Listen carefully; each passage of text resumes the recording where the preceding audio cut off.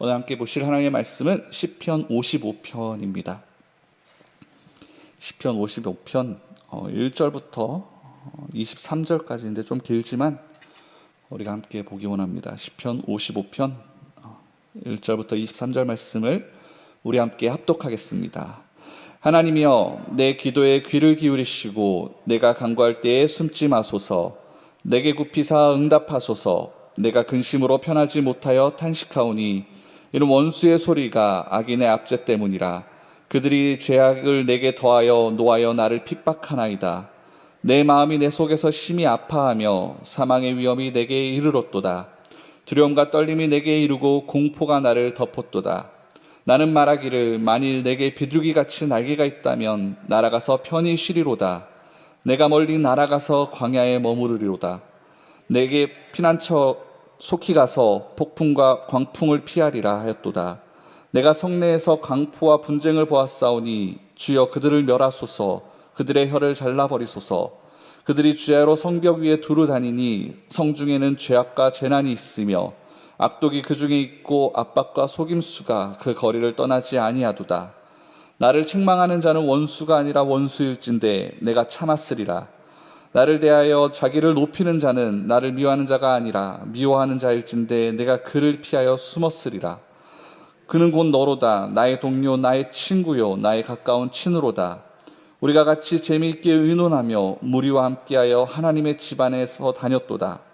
사망이 갑자기 그들에게 임하여 산채로 수월에 내려갈지어다. 이는 악독이 그들의 거처에 있고 그들 가운데에 있음이로다. 나는 하나님께 부르짖으리니 야훼께서 나를 구원하시리로다. 저녁과 아침과 정오에 내가 근심하여 탄식하리니 야훼께서 내 소리를 들으시리로다. 나를 대적하는 자가 많더니 나를 치는 전쟁에서 그가 내 생명을 구원하사 평안하게 하셨도다. 옛부터 계시는 하나님이 들으시고 그들을 낮추시리이다. 그들이 변하지 아니하며 하나님을 경외하지 아니함이니이다. 그는 손을 들어 자기와 화목한 자를 치고 그의 언약을 배반하였도다. 그의 입은 우유기름보다 미끄러우나 그의 마음은 전쟁이요 그의 말은 기름보다 유하나 실상은 뽑힌 칼이로다. 내 짐을 야훼께 맡기라. 그가 너를 붙드시고 의인의 요동함을 영원히 허락하지 아니하시리로다. 하나님이여, 주께서 그들로 파멸의 웅덩이에 빠지게 하시리이다. 피를 흘리게 하며 속이는 자들은 그들의 나라에 반도 살지 못할 것이나 나는 주를 의지하리이다. 아멘.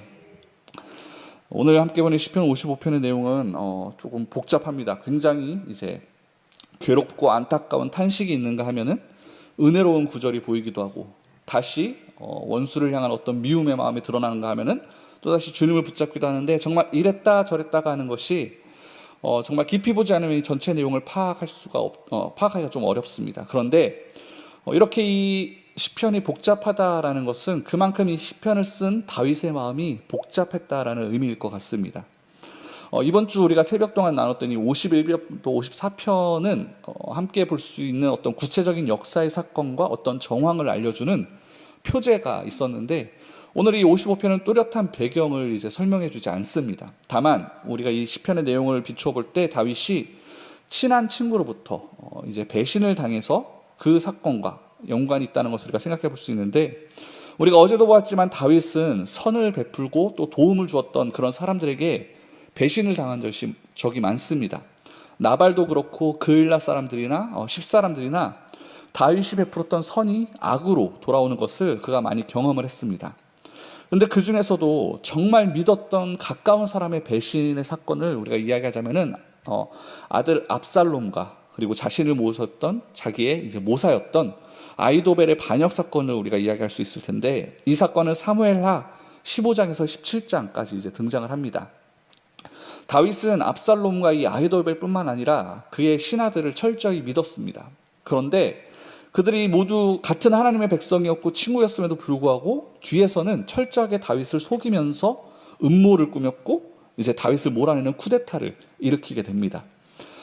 그래서 그들은 다윗을 그렇게 몰아내고 정권을 잡은 후에 예루살렘의 성을 완전히 무법천지로 만들면서 자기 마음대로 사람들을 때리고 또 죽이고 그들의 집에 불을 지르는 그런 일들을 벌이게 됩니다.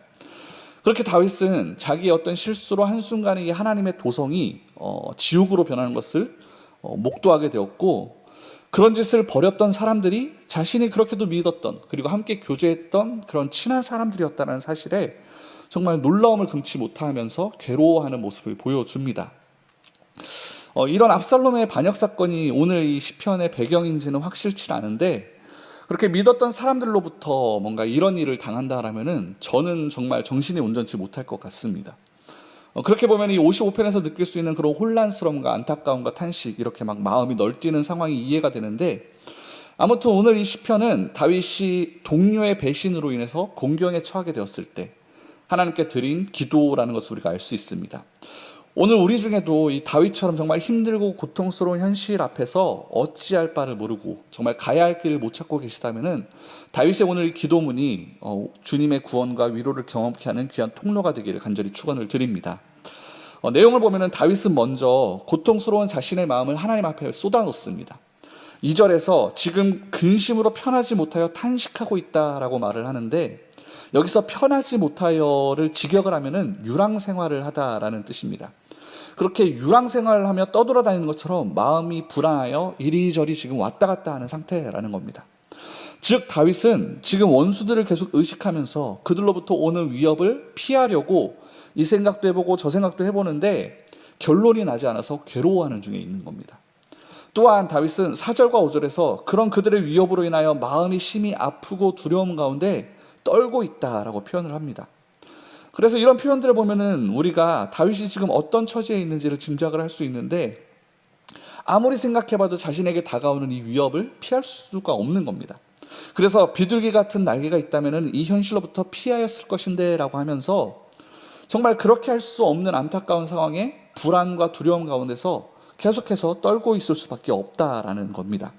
그래서 다윗은 이와 같은 심정을 그대로 고백을 하면서 1절의 고백처럼 나의 기도에 귀를 기울여 주시라고 정말 간절하게 하나님 앞에 자신의 그런 마음들을 쏟아 놓습니다.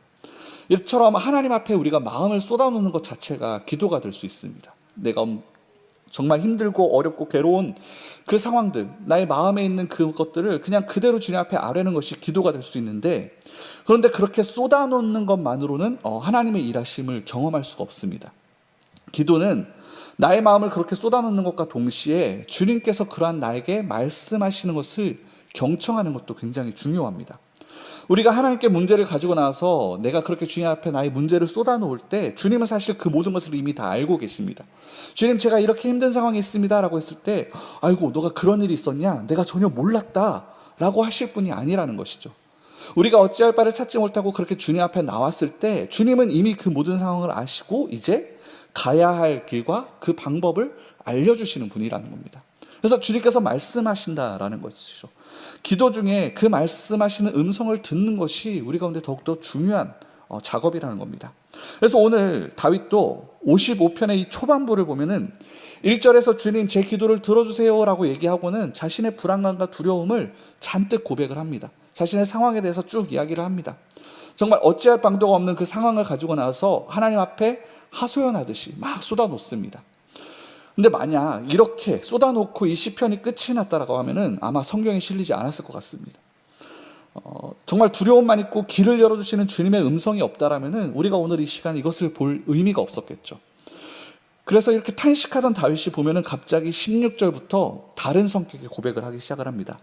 16절부터 19절 보면은 나는 하나님께 부르짖으리니 야훼께서 나를 구원하시리로다. 저녁과 아침과 정오에 내가 근심하여 탄식하리니 야훼께서 내 소리를 들으시리로다. 나를 대적하는 자가 많더니 나를 치는 전쟁에서 그가 내 생명을 구원하사 평안하게 하셨도다. 옛부터 계시는 하나님이 들으시고 그들을 낮추시리이다. 다윗은 그렇게 너무 믿었던 사람들로부터 배신을 당해서 마음이 막 무너져 내리는 그 경험을, 아픈 경험을 했는데, 그 순간에 하나님이 나를 붙잡고 계신다, 하나님이 지금 옆에 계신다라는 것을 기억을 합니다. 그리고 주님의 음성에 귀를 기울입니다. 주님이 나의 탄식을 들으실 것이고 구원하시리라는 그 믿음을 이 순간 다윗이 고백을 합니다. 굉장한 것 같습니다. 저는 여기서 이 시편이 끝나더라도 충분히 은혜가 되고 의미가 있다라고 생각을 합니다. 그런데 다음에 더 나오죠. 저는 이 다음 부분 때문에 이 성경이 정말 세상의 다른 종교의 어떤 경전과도 비교되어지고 정말 인간적이고 사실적이다라는 생각을 하게 됐는데, 다윗이 이런 믿음의 고백을 한 다음에 바로 그 다음 절을 보면은 다시 한번 다윗의 마음이 널뛰는 것을 볼 수 있습니다. 20절부터 21절까지를 보면은 그들이 변하지 아니하며 하나님을 경외하지 아니함이니이다. 그는 손을 들어 자기와 화목한 자를 치고 그의 언약을 배반하였도다. 그의 입은 우유기름보다 미끄러우나 그의 마음은 전쟁이요 그의 말은 기름보다 유하나 실상은 뽑힌 칼이로다. 또다시 그 미운 녀석들이 생각이 나는 겁니다.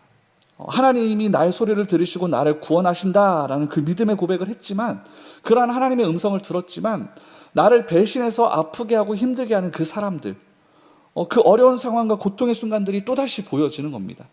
이게 굉장히 사실적이지 않습니까?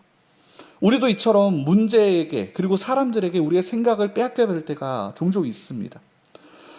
믿음으로 주님의 방법과 그 길을 고백했음에도 불구하고 바로 다음 구절에서 그 미운 사람들과 그 문제들이 떠올라지는 것이 연약한 우리의 실질적인 모습이라는 것이죠. 그런데 또 그렇게 끝이 나면 안 되겠죠. 주님은 우리의 그 연약함을 드러내시는 것으로 끝을 내는 게 아니라 그 연약함을 덮으시는 것이 주님의 은혜입니다. 22절입니다. 내 짐을 야훼께 맡기라. 그가 너를 붙드시고 의인의 요동함을 영원히 허락하지 아니하시리로다. 다윗은 잠시 그들을 향한 미움으로 욱하는 마음이 차올랐지만 다시 주님께 집중합니다. 그리고서 마지막 23절에 믿음으로 고백을 합니다. 하나님이여 주께서 그들로 파멸의 웅덩이에 빠지게 하시리이다. 피를 흘리게 하며 속이는 자들은 그들의 날에 반도 살지 못할 것이나 나는 주를 의지하리이다. 나는 주를 의지하리이다 라고 고백을 하면서 다시 한번 주님의 음성에 집중하고 주님을 붙잡습니다. 그렇게 시편이 끝이 나는데, 저는 오늘 이 55편을 묵상하면서 제가 언제도 함께 나눴던 말씀이지만 풍랑 중에 배 위에서 주무시던 그 예수님이 떠올랐습니다. 정말 뱃사람이었던 이 제자들조차도 죽겠다라고 두려워했던 큰 광풍, 풍랑을 만났을 때 예수님은 그 배 위에서 주무시고 계셨습니다. 그때 제자들이 예수님을 깨우면서 주님 우리를 돌보세요, 우리를 살려주세요 라고 예수님께 의지를 하는데, 그것 자체로도 우리가 믿음의 고백이라고 볼 수 있습니다. 그런데 그 예수님은 그런 제자들을 향해서 너희가 믿음이 없다라고 제자들을 꾸짖으시는데, 이게 도대체 무슨 의미일까 생각을 봤는데, 정말 제자들의 죽을 것 같은 공포심과 그렇게 두려움에 주님이 정말 공감하지 못하시고 그것을 무시하는 것처럼 이제 주님의 모습이 보입니다. 문제를 가지고 주님 앞에 탄식하며 나왔을 때 그런 일이 있었냐, 나는 몰랐다라고 하시는 것처럼 우리가 보여집니다. 그런데 과연 주님이 그런 분이십니까? 그렇지 않다라는 것이죠. 그 죽을 것 같은 두려운 배 위에서 예수님은 제자들과 함께 계셨습니다. 그리고 주무시는 모습으로 제자들에게 무엇을 어떻게 해야 할지를 보여주고 계셨고 가르쳐주고 계셨다라는 것이죠. 우리가 어린 자녀들이 뭔가 하기 어려운 일 앞에서, 그리고 무서운 상황 앞에서 막 두려워하면서 머뭇거리고 있을 때 어떻게 합니까? 진정해, 아빠가 여기 있어, 여기 같이 있잖아, 무서워하지 말고 아빠가 시키는 대로 해봐 라고 하면서 무엇을 어떻게 해야 할지 아이에게 가르쳐 줍니다. 그리고 그렇게 알려준 대로 그 아이가 그 난관을 극복해내면은 그 모습이 굉장히 예쁘고 대견하죠. 아빠인 나를 믿어준 것 같아서 기쁜 마음이 듭니다. 저는 주님도 그러실 것 같습니다. 아버지와 함께 있음에도 불구하고 자녀가 어려움 앞에서 발만 동동 구르면서 어찌할 줄 몰라 하고 고통스러워하고 있다라면은 그것이 너무 안타까워하실 것 같습니다. 왜 아빠가 함께 있는데 그렇게 두려워하는 것이냐? 어찌 아빠의 말을 믿지 못하는 것이냐? 제가 제 아들에게 하는 말이거든요. 똑같은 말을 주님이 저에게도 하고 계셨을 것 같습니다. 사랑하는 성도 여러분은 이런 주님이 우리와 함께 하십니다. 우리의 힘듦과 아픔과 억울함을 스스로 해결할 수 없는 그 모든 상황 가운데 우리의 아버지께서 우리와 함께 하신다라는 겁니다. 우리의 아버지는 당신의 자녀들을 그런 환난 가운데 고아처럼 혼자 버려두지 않으십니다. 함께 하시며 가야 할 바를 알려주시고 인도해 주십니다. 가끔은 그 함께 하심보다 세상의 소리가, 내 마음의 소리가 더 크게 들릴 때가 있습니다. 내 마음속의 원수를 향한 미움의 소리가 우리 가운데 더 크게 들릴 때가 있습니다. 그리고 나를 덮쳐오는 파도에 마음을 뺏겨서 금방이라도 죽을 것 같이 두려워지는 때가 있습니다. 그러나 그때에 오늘 다윗처럼 다시 한번 주님을 바라볼 수 있게 되기를 간절히 축원드립니다. 또한 함께 계시지만 이 아버지께서 아무것도 안 하시고 손 놓고 주무시는 것처럼 보일 때가 있습니다. 하지만 그 풍랑 속에서도 주무심이 우리 가운데 주시는 메시지라는 것을 우리가 깨달을 수 있기를 바랍니다. 내 짐을 야훼께 맡기라. 그가 너를 붙드시고 의인의 요동함을 영원히 허락하지 아니하시리로다. 사랑하는 자녀들의 요동함을 허락하지 아니하시는 그 아버지가 풍랑 속에서 잘 수 있을 만큼의 그런 범상치 않은 평안함으로 우리를 인도하여 내실 것입니다. 오늘 하루 아버지의 그 인도하심이 우리의 삶에 드러날 수 있게 되기를, 그 풍랑 속에서도 주님과 함께 온전함 가운데 평안함 가운데 주무실 수 있는 그런 영성되는 저와 여러분 되기를 주님의 이름으로 축원드립니다. 기도하겠습니다. 사랑하는 하나님, 고맙고 감사합니다. 오늘 다윗의 시편을 통해서 정말 인간적인 마음의 그 어려움과 아픔 때문에 요동치는 그 마음의 모습을 우리가 보았습니다. 하지만 다윗이 정말 믿음으로 주님을 의지하였고 다시 한번 주님을 붙잡는 그 모습을 보면서, 주님, 우리 가운데 당신께서 어떠한 것을 원하시는지, 우리의 삶 가운데 어떠한 믿음을 원하시는지를 우리가 다시 한번 깨닫습니다. 주님, 우리가 이 땅을 살아갈 때에 세상 가운데 어려운 일과 아픔과 그런 모든 고통 속에서 좌절하고 낙심하며 머뭇거리고 어찌할 바를 몰라 두려워 떨고 있는 것이 아니라 우리와 함께 하시는 주님을 더욱더 이 시간 기억하게 하여 주시옵소서. 우리 곁에 우리를 붙잡고 계시며 우리를 돕기 위해 달려오시는 우리 아버지의 모습을 이 시간 우리가 보게 하여 주시옵시고, 우리를 안으시고 이끄시는 그 풍랑 속에서 건지시는 주님을 발견하는 우리 모두 되어질 수 있도록, 그러한 영성 되어질 수 있도록 이 시간 은혜로 주님 역사하여 주시옵소서.